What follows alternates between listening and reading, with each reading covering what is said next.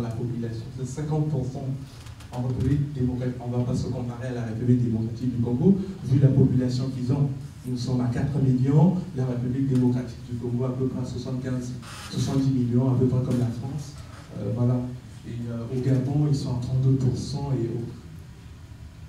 Le Congo aujourd'hui a bénéficié il y a 2 ans de ce qu'on appelle l'initiative PPTE.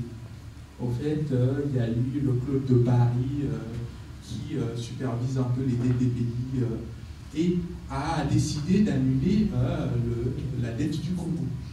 Et cette dette annulée et les ressources supplémentaires dégagées devaient permettre au Congo de pouvoir se permettre de mettre en place des fonds effectivement pour anticiper l'avenir, par exemple, de nos enfants, dans l'économie verte, la restructuration des choses et autres.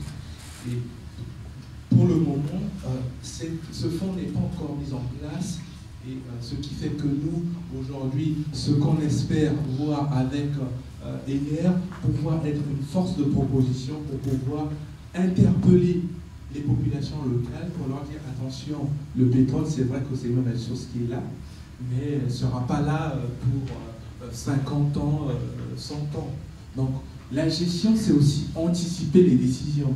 C'est pas seulement voir le court terme et ne pas pouvoir allouer les bonnes ressources à leur bonne place. J'espère que pour le moment, si vous avez des questions, intervenez, comme ça, ça va aller. Il y a des questions.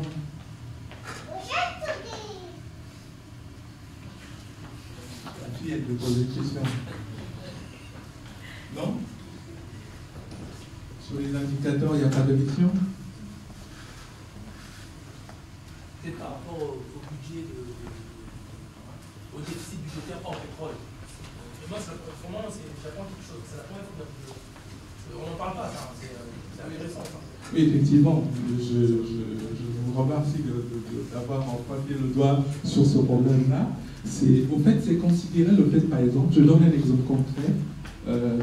Par exemple, au Congo, si on fait un budget, comme je vous ai dit tout à l'heure, on essaie d'abord de voir les recettes pétrolières.